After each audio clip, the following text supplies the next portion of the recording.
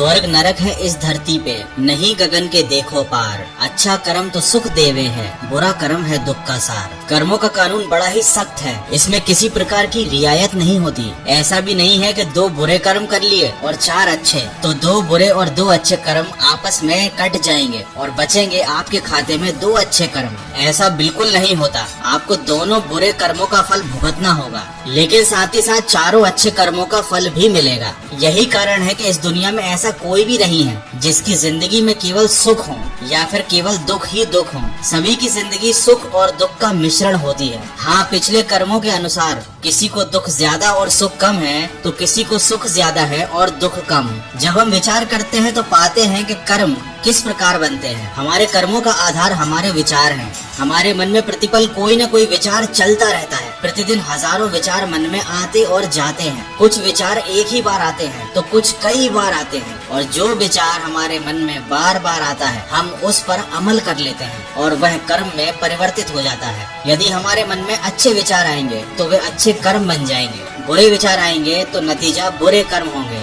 मन में हमेशा कोई न कोई विचार आता ही रहता है, मन कभी शांत नहीं बैठता, और इसी तरह हमारे कर्मों का सिलसिला भी चलता ही रहता है। इसीलिए संत समझाते हैं कि अगर इस जन्म में और अगले जन्म में सुखी होना चाहते हो तो मनसा वाचा कर्मणा, किसी का भी मन से, कर्म से और वचन से न बुरा सोचो और न बुरा करो। बहुत से लोग सोचते हैं कि मरने के बाद स्वर्ग मिलता है। अरे मरने के बाद आपको जो भी मिलेगा उसका अभी आपके लिए क्या मोल। बहुत से लोग अपनी सारी जिंदगी स्वर्ग जाने की ख्वाहिश में और नरक से बचने की कोशिश में निकाल देते हैं, जबकि इसी धरती पर इसी जीवन में स्वर्ग और नरक दोनों मौजूद हैं। गोस्वामी तुलसीदास जी ने रामायण में इस बात का वर्णन किया है। उन्होंने कहा है कि ईश्वर ने इस धरती को कर्म प्रधान बनाया है। अगर आप अच्छे कर्म करेंगे तो यही धरती आपके लिए स्वर्ग बन जाएगी, और अगर आप गलत काम करेंगे तो यहाँ पर आपको नरक के समान फल भोगने को मिलेंगे। किसी ने क्या खूब कहा है कि स्वर्ग और नरक दोनों हमारे भीतर बसे हैं। इस बात को बहुत विस्तृत तरीके से जेम्स एलन ने अपनी किताब द हेवनली लाइफ में बताया। दोस्तों, कर्म के नियम को विधि का विधान या विधि का नियम भी कहा जाता है। हमारे जीवन में अगर हमारे मन पसंद या मनचाही बात हो जाए तो अच्छा है, लेकिन अगर ना हो तो और भी अच्छा है, क्योंकि हमें ये बात समझनी चाहिए कि ईश्वर हमारे लिए वही काम पूरा करते हैं जो हमारे लिए आगे चलकर सही होता है। इसीलिए तो अनुभवी लोगों ने एक बात कही है, स्वर्ग का सपना छोड़ दो,